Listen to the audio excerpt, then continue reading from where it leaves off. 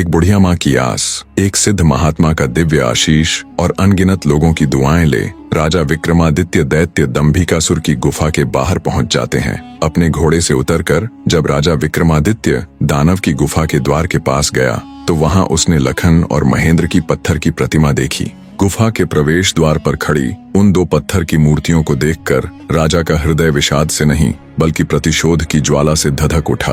राजा विक्रमादित्य ने गुफा के मुख पर खड़े होकर ऐसी भीषण गर्जना की कि पहाड़ की चट्टानें तक कांप उठी। उठ कपटी राक्षस, तेरे अत्याचारों का हिसाब चुकता करने विक्रमादित्य आया है। जब राजा विक्रमादित्य की गर्जना भरी ललकार दैत्य दंभिकासुर के कानों में पड़ी तो वो सक पकाकर आंखों में क्रोधाग्नि लिए दहाड़ता हुआ गुफा से बाहर आता है और कहता है, आज कौन मूर्ख मेरे हाथों से मरने आया है?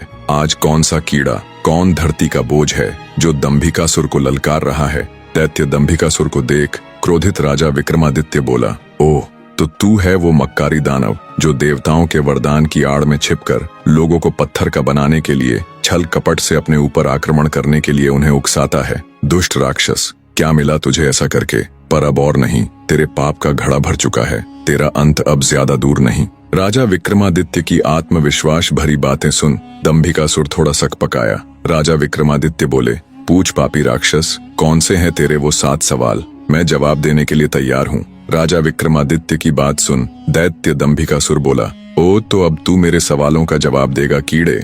अगर तुझ में हिम्मत है तो मुझसे मुकाबला कर। तेरे जैसे कीड़े को तो मैं चुटकियों में मसल कर रख दूंगा। बड़ा आया मेरे सवालों का जवाब देने। दैत्य दंभिकासुर ऐसी ऐसी बातें करके राजा विक्रमादित्य को भी उकसाना चाहता था ताकि वे भी अपना आपा खोकर उस पर हमला करे और पत्थर के बन जाए। पर राजा विक्रमादित्य तो राजा विक्रमादित्य थे।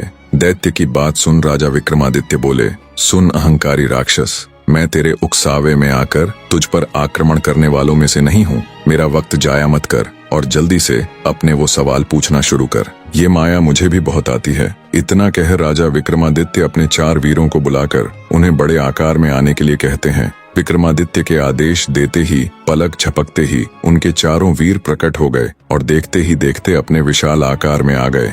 ये देख दैत्य दंभिकासुर ठिठक जाता है। जिंदगी में पहली बार उसे डर का एहसास हुआ। अगले ही पल राजा विक्रमादित्य चुटकी बजा अपने 4 वीरों को गायब कर देते हैं और दैत्य से कहते हैं, अगर मेरी ताकत और माया का छोटा सा नमूना देख लिया हो तो अब बिना वक्त बर्बाद किए अपने सवाल पूछने शुरू कर कपटी दानव। सब देख और सुन दानव विचार करता है कि अब तो कोई चारा नहीं, ये मेरे बहकावे में आने वाला नहीं है। वो अपनी गुत्थी सुनाना शुरू करता है। तो सुनो राजा, बने रहे।